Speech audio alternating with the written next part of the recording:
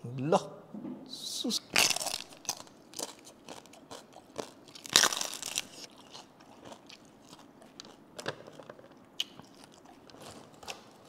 Lah. Wow.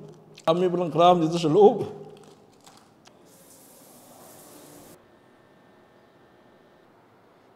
For today's episode mga studio, mag-house tour na po tayo. As of now po, 65% completion na po yung bagong pinagawa namin na bahay. So ayan na po yung harap niya mga studio. Ayan. So dito naman tayo sa gilid, mamaya na yan sa loob po. At saka sa episode na to, i-reveal namin kung magkano na yung nagasto namin sa ganitong klaseng bahay mga studio. Pati yung lupa po. Iabangan nyo po. So yung lupa namin mga studio, hanggang dito lang po. Kaya ito yung magiging bakod namin. So dito po, ito yung parking space namin. Baka in the future, magkakaroon tayo ng sasakyan. Pinapagawa pa lang po yung mga aligi ng bakod. Itong lupa namin mga studio ay 200 square meter po na lupa. So hanggang dito lang po yan. So talagang tinasa namin yung bahay namin ng studio para hindi kami mabutan ng baha kasi dito po wala pong drainage. Kasi hindi po ito subdivision ba na lupa ba. So kaya nakikita nyo po malaki pa yung kailangang itambak po natin dito. So masyado bang makalat mga studio kasi under construction mo po. Pasok tayo sa loob para makita nyo po yung loob. Let's go. So ayan na po. So welcome mga studio sa aming munting bahay.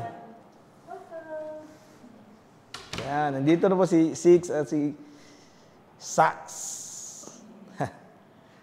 So dito mga studio, ito yung sala namin mga studio. Yan, saka dito naman ilagay yung TV.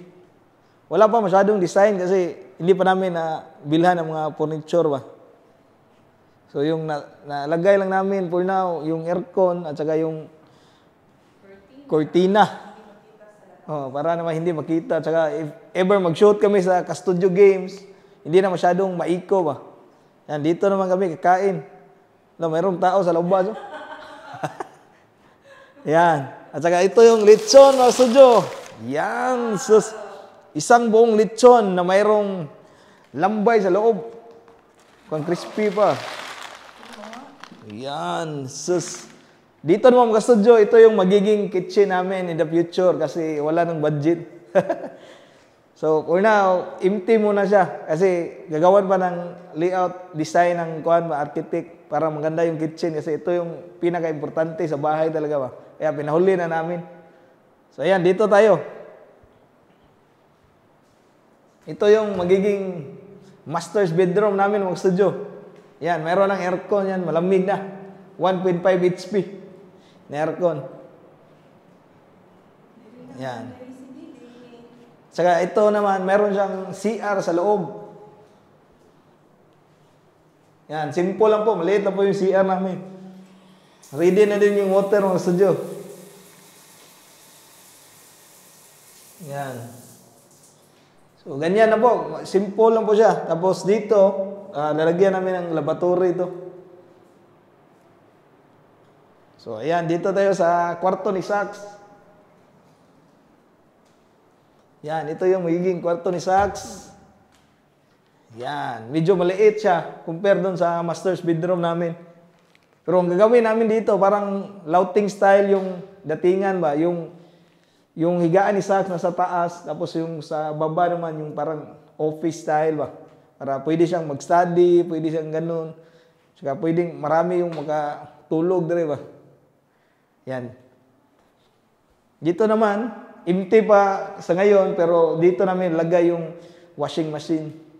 Yan, ready na po yan. Mayroong inlet ng tubig, tsaka out ng tubig. Dito naman yung CR sa labas para hindi na sila papasok sa kabilang CR ba. In case mayroong mga visitors. Yan. Ready na to lahat mga studio. Yan, pwede na siyang magamit talaga. Pwede na talagang lipatan to mga studio. Pero yung pinaka-exciting part sa lahat po, yung mukbangan na ng lechon. Tara na, let's go. Lord, thank you so much for this day. Thank you sa food, sa good health, sa blessing, sa guidance, and protection. Amen. Tara, mga kaunta nyo, mga studio. Black crispy pa rin eh.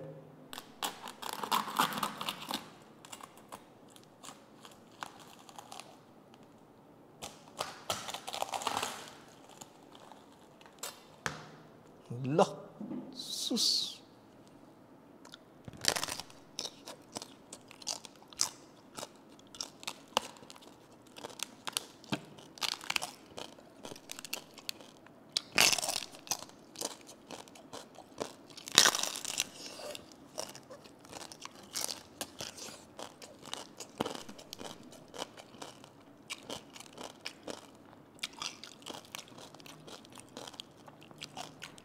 Ang lasa ng balat parang mayroong seafoods.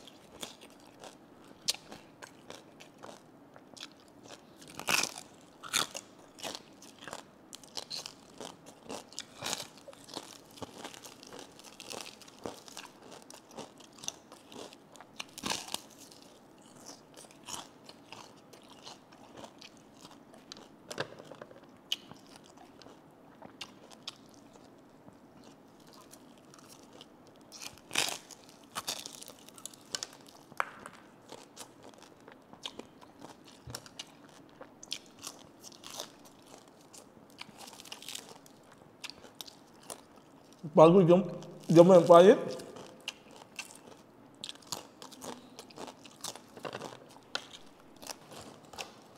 Loh.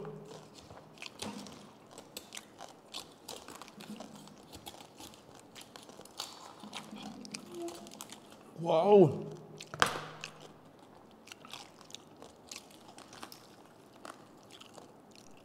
Dami pa ng crab dito sa loob.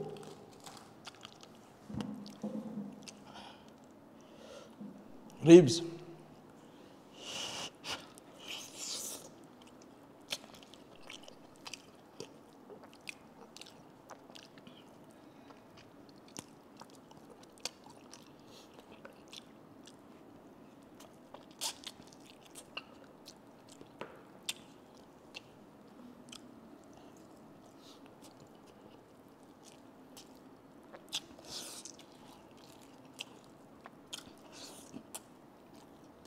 Sarap talaga ng lechon. Dangog na yung kamutan. Kumutol na na.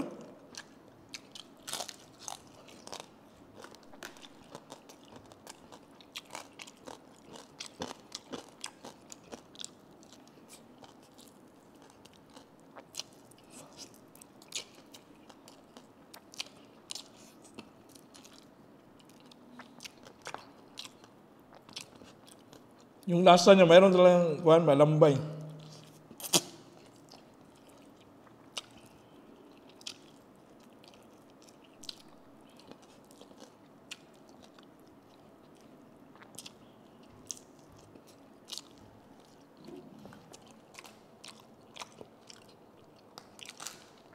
Uy, tambok gamay.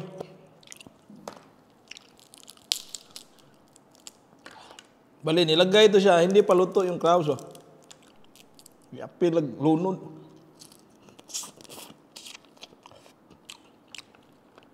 Itong luto siya, ang sarap. Ang crabs. Oh. Mayroong lasang kuhan po, lechon mo.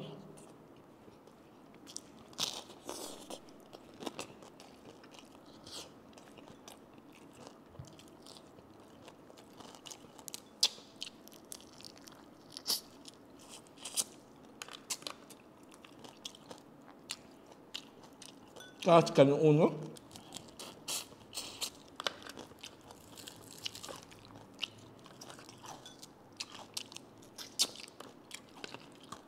Ruti kanun.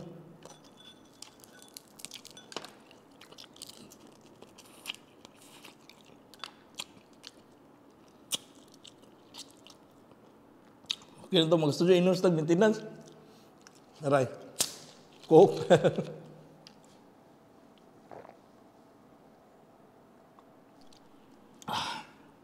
Sarap po. Maraming salamat po sa panood sa episode. God bless.